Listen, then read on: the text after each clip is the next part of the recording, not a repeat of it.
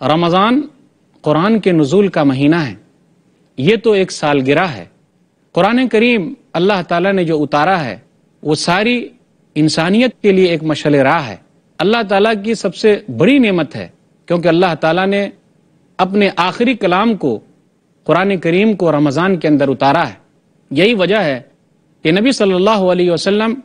ہر رمضان میں جبریل امین کے ساتھ قرآن کا دور کرتے تھے، تو گویا کہ قرآن کی وجہ سے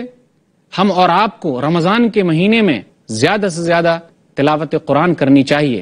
کیونکہ اللہ تعالیٰ نے جو نعمت عطا کی ہے صرف بند رکھنے کے لیے نہیں کہ ہم بہترین جزدان کے اندر بند کر کے رکھے رہیں،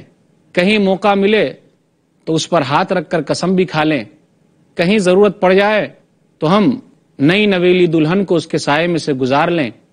کہیں اور ضرورت پڑ جائے تو ہم اس کو تبرک کے طور پر چوم لیں۔ اللہ تعالیٰ نے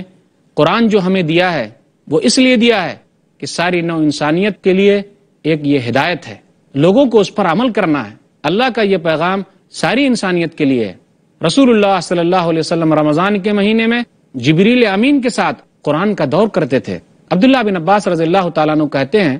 صحیح بخاری کتاب الصوم کتاب نمبر 30 باب نمبر 7 حدیث نمبر 1902، یعرض علیہ النبی القرآن، اور جبریل امین نبی صلی اللہ علیہ وسلم سے ہر رات ملاقات کرتے کہ نبی صلی اللہ علیہ وسلم ہر رمضان میں قرآن ان کو سناتے، اور جس سال آپ کا انتقال ہوا آپ صلی اللہ علیہ وسلم نے قرآن 2 مرتبہ سنایا۔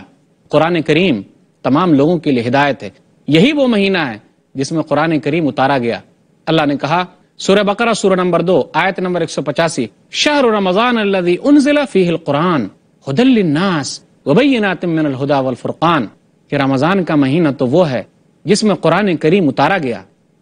ھدی للناس تمام لوگوں کے لیے ہدایت ہے، وبینات من الھدی والفرقان ہدایت کو کھول دینے والی کتاب ہے